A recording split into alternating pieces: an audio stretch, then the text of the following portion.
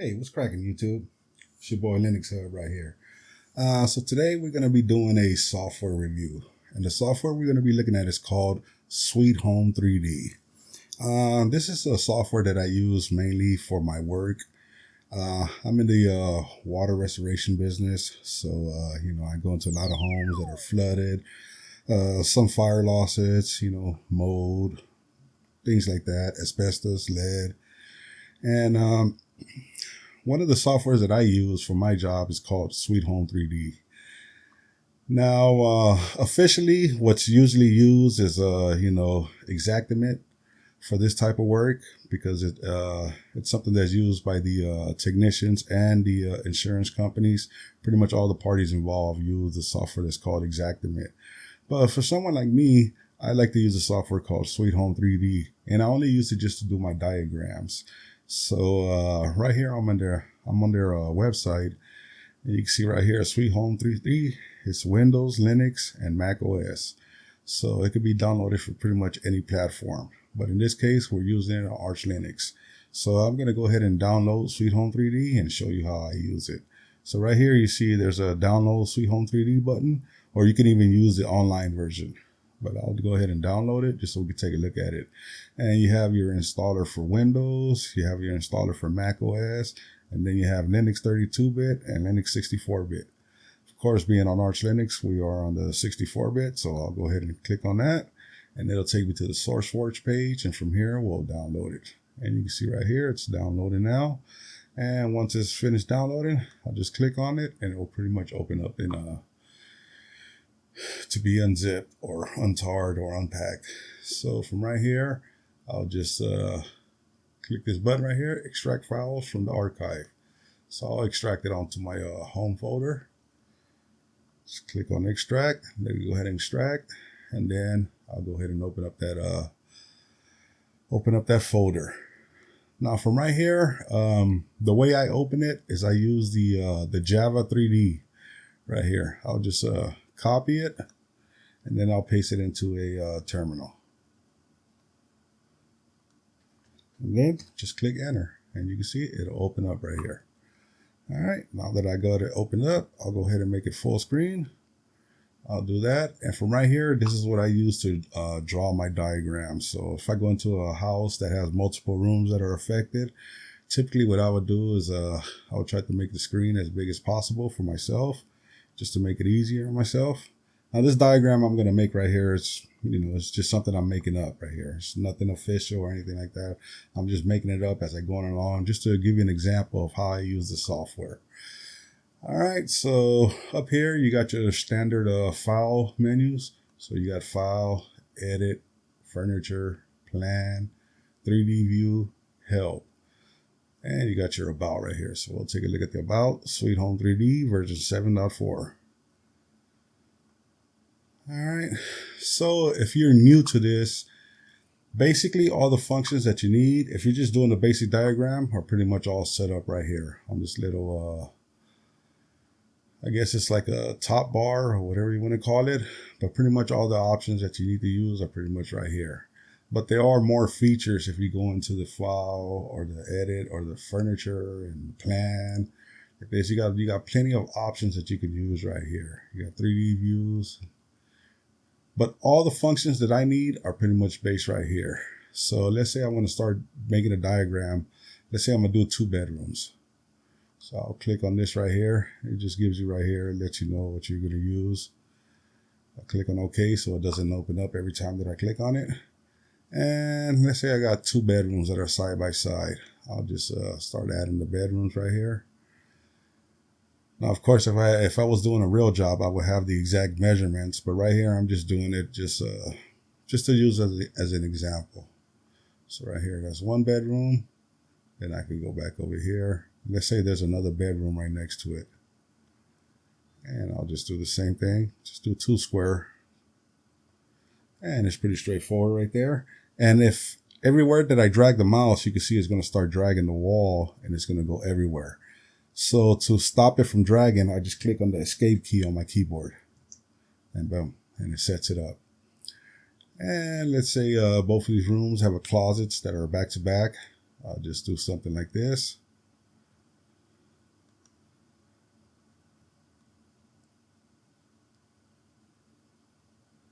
And there I have my closets. Then I'll hit escape again. So this is one bedroom and this is another bedroom. They're pretty much side by side. All right, and then right here on the side you have some other options, like you got your doors, bathroom, bedroom, kitchen, lights, living room, miscellaneous, and staircases. So you can add a lot of things over here. So let's say I want to add some doors here. So for each bedroom right here where it says door, you just click on it and you'll grab it and you'll take it and just mark it down. And then for the other bedroom, I want to do the same thing, put the door right there. And you can see right here, both doors are pretty much facing the same direction and they're open up the same way. But let's say for this bedroom on the right, you wanted the door to swing to the left. You just double click on it and just click on mirror shape and then click OK. And now you can see the doors, they kind of swing onto each other, basically towards the wall. So the bedroom on the left, the door swings to the right. The bedroom on the right, the door swings to the left. And another cool feature is down here, you get an actual 3D view of what you're actually drawing up. So you can see it right here. You can use your scroll mouse to make it go down. And then if you click on it and just drag it around, you can move the room around and you can take a look at the room. All right, so I'll just leave that alone for now and go back to my diagram. Now for the closet doors, you want to put some doors obviously on your closet. So on here, what I use for the closet doors is the slider window. I know it's not meant for this, but I use it for this. So in this case, I'll just go like that. And then right here, I can drag it out. And then I'll just right click on it and I'll copy. Then I'll click this wall over here and then I'll paste it over here. Actually, it pastes it right back in the same location, so I could just drag it over here. So now I got closet doors on each one. And you could always check your work. You can go through to the 3D view and you can look at it. Then you can just move it around and you can see.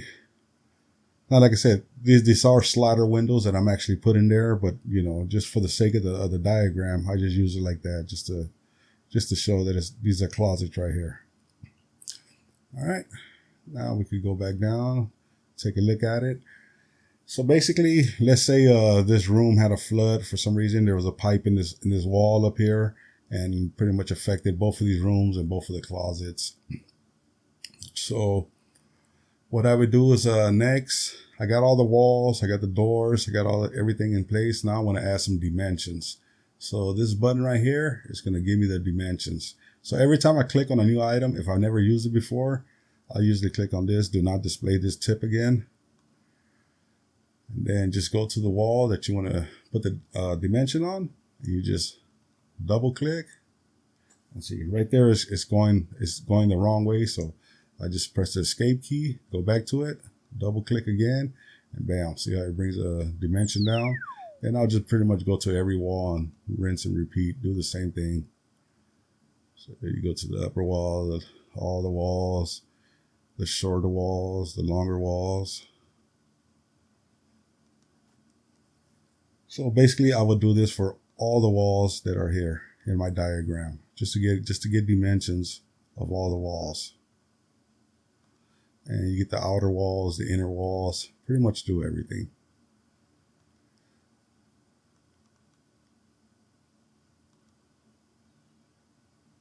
Now you can see right here, one of the closets is bigger than the other. Like I said, if I had actual measurements, so obviously I would follow the measurements that I have. But this I'm doing it just as an example.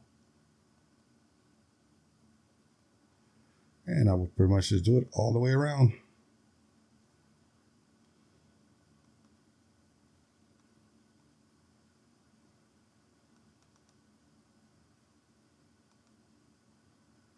Now some of these can be redundant, as the wall on the other side is going to be the exact same size. But you can do it or not do it. It's totally up to you. And right there, I got all the dimensions going all the way around for every wall in this room right here. All right, and then let's say I want to label the room. So I'll just click right here with the A+, just click on it. And do not display the tip again. And then just click in the room. So the room on the left, I'm just going to call it bedroom 1. And typically right here, I will put the ceiling height. So it would be like an 8-foot ceiling. I'll just click on OK. And over here, it'll be bedroom 2.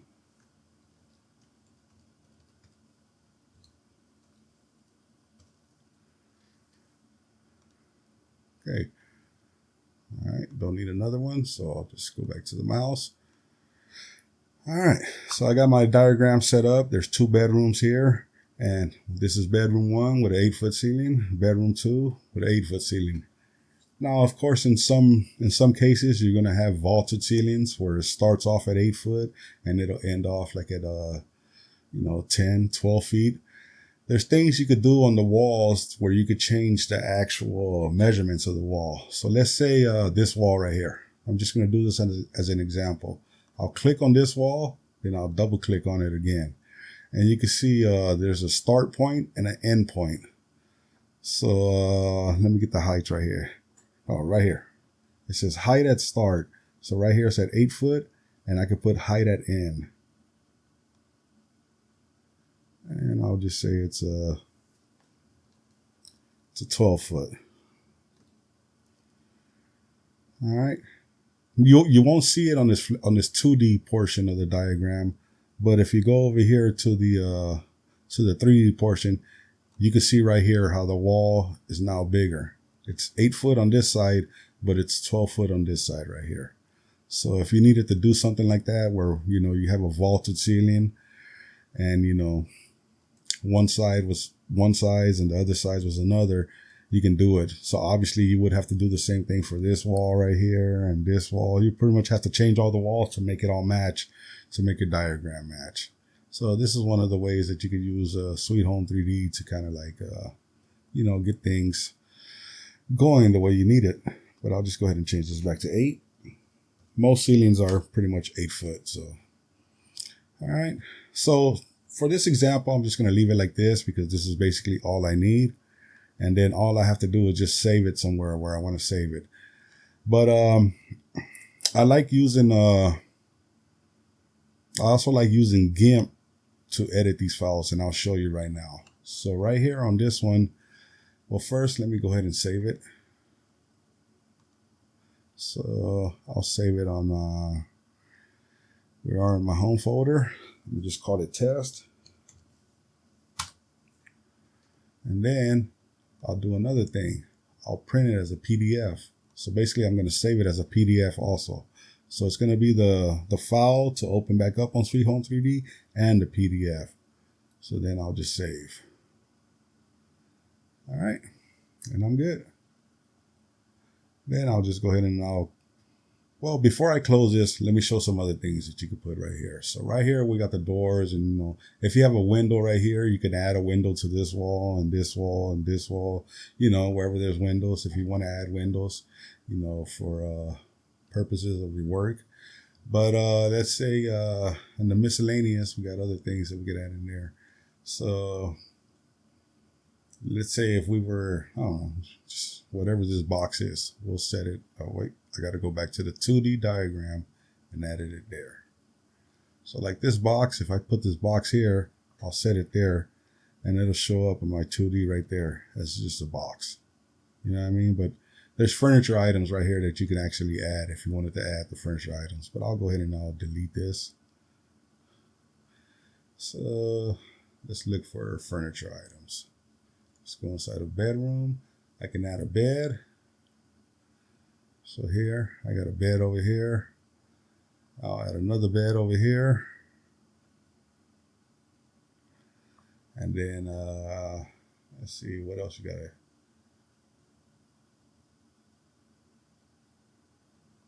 put a bunk bed in here also. All right, we'll do that. There's a bunk bed. All right, so right here on the 2D thing, it'll just come up as images. But on your 3D model, it'll look more legit. So you can see right there how it's all set up. You got your bed. This one has a bed and a bunk bed. So these are some of the cool things you could do with the SweetHome3D. And like I said, A lot of technicians don't actually have access to Xactimate, so they'll use something like this just to create a rough draft, just so something they could turn in, or you could just draw it out on a piece of paper also, you know. But me, I like to do it on this right here. It just makes it easier. That way when I turn all my paper in, I basically do everything through emails anyway, so I just create PDFs and I'll just email them into the office. All right, so I'll go ahead and I'll save this again. And I don't want it to overwrite the first one that I did, so I'll just call it test one. And then I'll also do the PDF as test one, just so we can look at them both. All right, there, I'm done with it. So I'll go ahead and I'll close this, and then I can close the terminal. Now I'll go back to my home folder, and right here I have the files. So the first PDF, we can take a look at that. And you can see right here, it gives you all the dimensions on the first page. Get your slider window and everything like that. And then on the second page, it has it down in the room. Now me using the control key and the scroll on the mouse, I can make it bigger, make it smaller, do whatever I want with it. All right, that's the first one. Then you have the 3D view right here also. And that's your PDF file. So this, I would go ahead and email this into the office, and they would use this for the measurements. But there's another step that I take. So let me go ahead and close this, and let me open this with GIMP. And I'll show you right now why I'm doing it with GIMP. So it said right now, I only want to open this page. So I'll double click on it. And then what I'm going to do is I'm just going to crop it. I'll crop it just for that one section. And that's it. And I can make it bigger, just so it can fit the page. So from right here, when I got this image right here, I'll just go ahead and I'll save it, or I'll export it. I'll go into my pictures folder and I'll just export it as, I'm gonna just call it one PNG. And I'll go ahead and export that. And now I'm gonna put an overlay on it. And I'm gonna use this rectangle just to do how I would show the areas that are affected. So in here, I'm just gonna draw a box, and then I'm gonna go to my fill, change the color to red. And then I would just fill this section. And what I would do is I'll make it lighter, just so you can see the measurements underneath. And then I'll save this. And I'll export this as two PNG. All right, I'm happy with that. Now I'll go back to my home folder and I'll open this with a GIMP again. But this time I want to open up just the 3D image. All right, and I'll do the same thing. I'll just crop it to this section. And basically, I'm going to create another PDF file with a GIMP. You'll see right now once it's all done. So, all right, I got the 3D image now. I got it set up the way I want it set up. And I'll go ahead and I'll save this. I'll export it as 3 PNG in my pictures folder.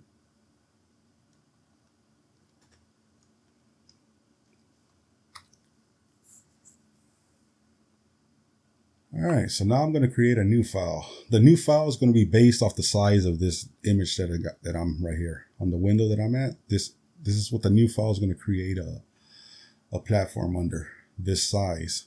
So I know I'm going to add 3 images to it. So I'll just multiply this by 3. So 9, 18, 27.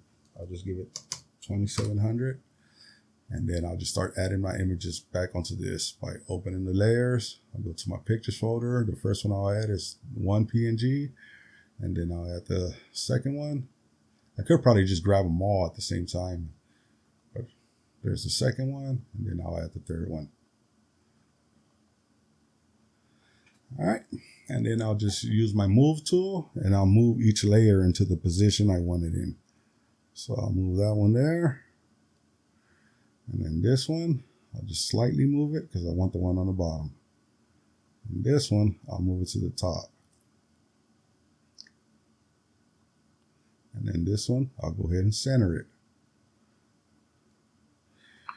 And now I have all of the images on one thing, on one layer, and I'll go ahead and export this as a PDF. And I'll just call this final.pdf. All right, and I'll go to my pictures folder. And right here I have final PDF. So now when I open this up, it has all three of them right here all set up the way I want it set it up. Okay, so this is how I use SweetHome3D. There's a lot of ways you can use it. I just went through the options that I use because this is the way I use it. But you could do a whole lot more. Like I said, you could put furniture in here. You could do all kind of different stuff with it. But this is just one way I use it. And it works great for me. And this is the way I turn in my diagrams into the office. I just save them as a PDF and I'll email it just like this. And if I want to add notes on here, I'll add notes on here. Do pretty much everything. And we can make it bigger. That way you can take a look. Bedroom 1, bedroom 2. And then on this one right here, this red spot right here is marking off the areas that are affected, like the water wet this much over the area. And this way the office would know, all right, this is what's wet. And basically what they would do is they would transfer all this information into Xactimate and put in all the, all the notes and all the measurements and everything that needs to be put into the file and then turn that into the insurance company. But like I said, I just wanted to take a look at SweetHome3D. It's a pretty cool software. It's free. It doesn't cost anything. And it's pretty awesome to use. And that's the way I use it. So if anybody's interested and want to take a look at it, SweetHome3D. It's free. It don't cost nothing. And you could do a lot with it. All right. Hope you guys enjoyed this quick overview of SweetHome3D. This is a program that I use for my work. And like I said, it gets the job done for what I needed to do. And you can see I did the extra steps. I could just send the original PDF file up then. But I like to edit it in GIMP and add that extra information. That way it makes it easier for the people in the office to go ahead and add the info they need to add into it. That way they can just upload it to the insurance company and have all the proper information. And that's the way I like to set it up. All right, you guys, that's going to do it for this video. And I'm out.